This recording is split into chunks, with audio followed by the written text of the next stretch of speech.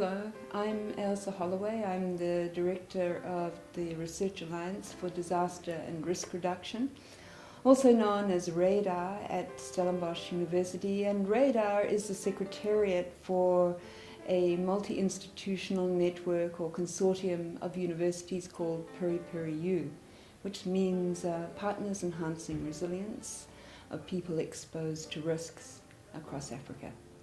You know, it was very interesting because I think it was the first occasion that the disaster risk domain had an opportunity to present itself at continental scale to a wide remit of other African universities and international collaborators.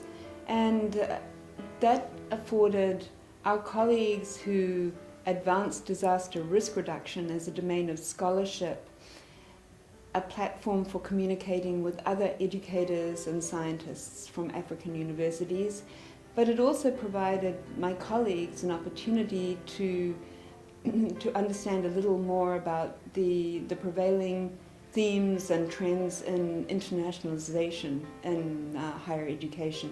And I think those two agendas really hadn't been brought side by side before. Okay, that's an interesting question because once again, it was the first occasion, I think in my experience globally in this field, that so many African scholars, academics and scientists engaged in a collaborative way in a global conference on disaster risk reduction.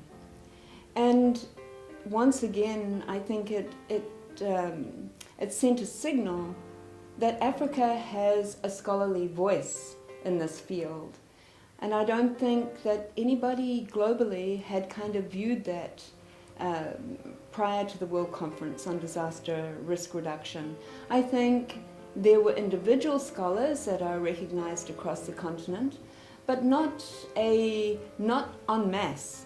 And to have a 23-person delegation present at a world conference in Japan of reputable scientists and academics from Africa was a real surprise to many who had almost, I don't want to say a dismissive, but a rather more modest view of African scholarship in the field. But what it also did for our colleagues from other African institutions is it provided them access to the global debates and put them into a global process where they were listening to their own politicians speak around their priorities in the field, and on return to their countries, they were able to continue with these conversations, and some have taken them forward quite proactively. You know, the process leading up to the formulation of the Sustainable Development Goals was a very long and deliberate and carefully coordinated one. And the current focus of the Sustainable Development Agenda affords a new opportunity for African universities to engage around topics of resilience and sustainability. I think it is a challenge, though, for many of our universities.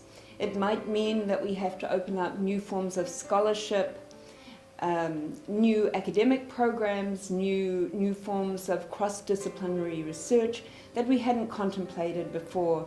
There are demands and requirements of member states of the global community to work cooperatively towards the SDGs. And if they're going to do that, there's going to be a requirement that countries have the skilled human capital to take the promise of the SDGs forward. If they're going to do that, then there is an explicit and implicit expectation that higher education needs to engage more deliberately. I think it's going to be quite challenging for us into the future to be able to do that.